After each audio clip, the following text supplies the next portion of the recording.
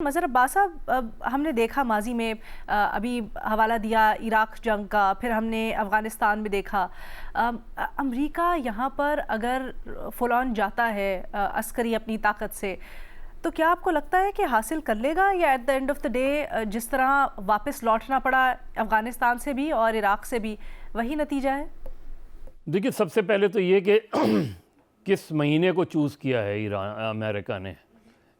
ظاہر ہے دنیا بھر میں مسلمانوں کے لیے سب سے مقدس مہینہ ہے یہ. اس مہینے میں اٹیک ہوتا ہے تو ایران کے اندر انٹرنلی کیا سچویشن ہوگی، اس خطے میں کیا سچویشن ہوگی. ظاہر ہے ایران اس طرح تو گیو اپ نہیں کرے گا. ایک آئسولیٹڈ اس وقت ملک ہے، اس میں تو کوئی شک نہیں ہے کہ ایران کمپلیٹلی آئسولیٹڈ ہے. نہ اسلامی ممالک اس کے ساتھ اس طرح کھڑے ہوئے ہیں، اور دیگر ممالک تو ویسے بھی نہیں ہیں، وہ امریکہ کے اس حملے کو سپورٹ کریں گے. اس سچویشن میں یہ پیس بورڈ، سو کالڈ پیس بورڈ جو ہے، یہ کہاں کھڑا ہوگا؟ اس کے بعد غازہ کی سچویشن میں آپ کون سا پیس قائم کر سکیں گے؟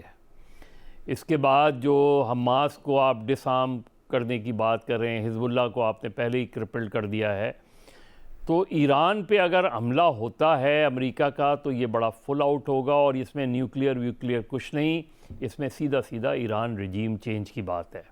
اس میں امریکہ اپنے لوگ لا کے بیٹھانا چاہتا ہے ایران کے اندر. یہ کمپلیٹ ایران میں رجیم چینج کی طرف جائے گی بات. وہ اس میں کامیاب ہوتے ہیں نہیں ہوتے ہیں یہ ایک الگ بات ہے، لیکن ظاہر ہے بلڈ شیڈ بہت ہوگا. اور اگر رجیم چینج ہوتی ہے تو اس کا فائدہ صرف امریکہ اور اسرائیل کو نہیں، انڈیا کو بھی ہوگا.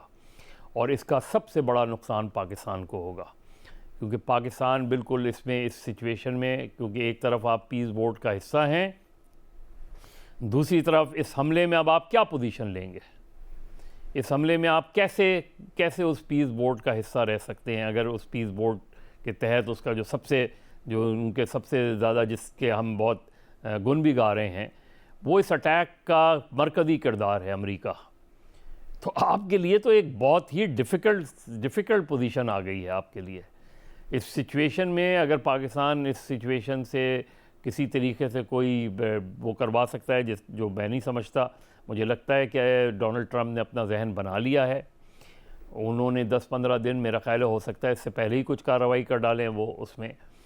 لیکن اس کے بعد یہ آپ بھول جائیں کہ غازہ میں کوئی امن وہ ہوگی، فورس ہوگی. یہ بھول جائیں کہ غازہ میں یہ جائیں گے، یہ فلسطین کے خلاف بھی آل آؤٹ جائیں گے، یہ ایران کے خلاف بھی آل آؤٹ جائیں گے، اس لیے کہ ایران کو وہ واحد اس وقت رکاوٹ دیکھ رہے ہیں اس میں.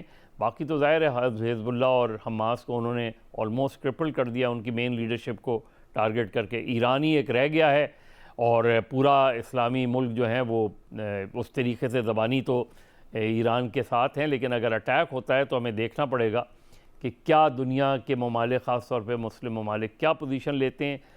وہ مسلم ممالک کیا پوزیشن لیتے ہیں جو اس پیس بورڈ کا حصہ ہیں، کیونکہ پھر تو پیس بھول جائیں نا. اب اگر آپ نے ایران پہ اٹیک کیا تو آپ کہاں سے پیس اور اس ساری چیزیں اور کیا. اور یہ یاد رکھیں کہ اس پیس بورڈ کنفائنڈ نہیں ہے صرف غازہ کے مسئلے پہ، اس کا ایک گلوبل ایجنڈا بھی ہے.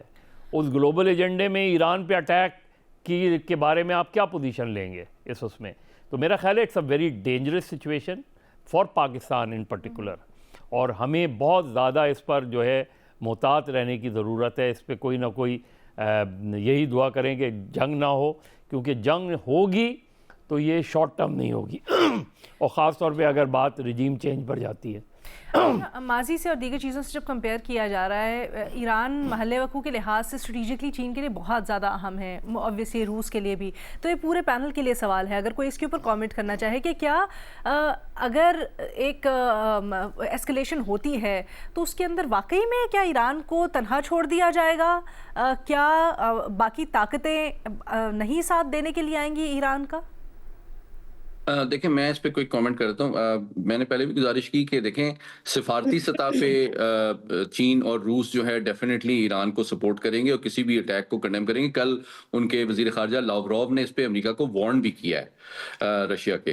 دوسری جانب میں نے بتایا کہ ان کی آلریڈی جو نیول فورسز ہیں روس کی اور چین کی اس وقت گلف آف ہرمز میں موجود ہیں اور وہ ایرانی بندرگاہوں کے قریب موجود ہیں, تو اس سے ایک سگنل امریکہ کو ڈیفینیٹلی گیا ہے کہ جناب یہ تنہا نہیں ہیں. لیکن دیکھیں اگر, اور یہ بھی میں آپ کو بتا دوں کہ جو ان کے سرفیس ٹو ایئر میزائلز ہیں یا جو بھی ان کی تھوڑی بہت ایئر پاور ہے, ڈرون ٹیکنالوجی ہے, اس میں ڈیفینیٹلی چین اور روس اس کو مکمل سپورٹ کر رہے ہیں اور کرتے رہیں گے. لیکن یہ ان سے ایکسپیکٹ کرنا کہ وہ براہ راست جنگ میں مداخلت کریں گے, امریکہ کے خلاف صف آرا ہوں گے, یہ ایک ان ریئلسٹک ایکسپیکٹیشن ہے. اچھا پاکستان کی سافٹ پاور, جی بے نظیر.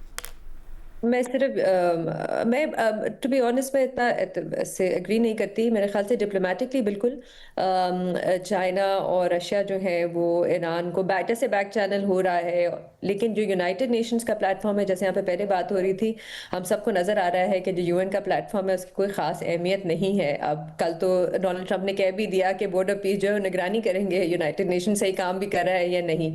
ملیٹریلی بھی مجھے نہیں لگتا. چائنا کی یہ ڈپلومک پالیسی ہی نہیں ہے کہ دوسروں کے معاملات میں اس طرح ایکٹیولی مداخلت کرے. اور جہاں تک روس کی بات ہے, وہ اس وقت یوکرین میں پھنسے ہوئے ہیں, تو مجھے نہیں لگتا کہ ملیٹریلی بھی کچھ ہوگا.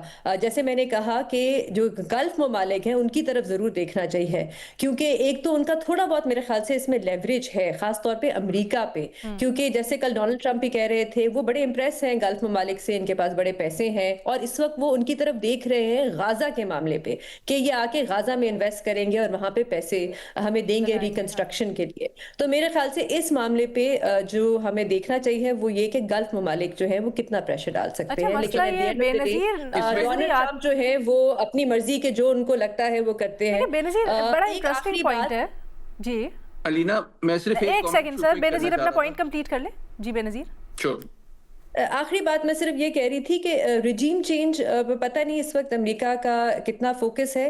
جو زیادہ تر بات ہو رہی ہے امریکن میڈیا میں وہ یہی ہو رہی ہے کہ ایک لمیٹڈ سٹرائک کرنا چاہ رہے ہیں تاکہ جو نیوکلیئر ڈیل ہے اس پہ ان کو امریکہ کو ایک اپر ہینڈ مل جائے, تاکہ ایران جو ہے وہ چپ کر کے جو نیوکلیئر ڈیل ڈونلڈ ٹرمپ رکھنا چاہ رہے ہیں ٹیبل پہ وہ اس پہ مان جائے. تو ابھی لگ رہا ہے کہ یہی ایک مقصد ہے ریجیم چینج پہ. جیسے یہاں پہ پہلے بھی بات ہو رہی تھی, مارکو روبیو نے بھی جب کانگریس میں وہاں اچھا بے نظیر, یہ جو آپ نے گلف ممالک کا کہا نا, اس کے اوپر ایک فالو اپ سوال. نظریاتی طور پر گلف ممالک کے بھی کچھ گرم سر تعلقات ہی رہے ہیں ایران سے, کیا آپ کو لگتا ہے کہ اس طرح آل آؤٹ ایران کے لیے آئیں گے؟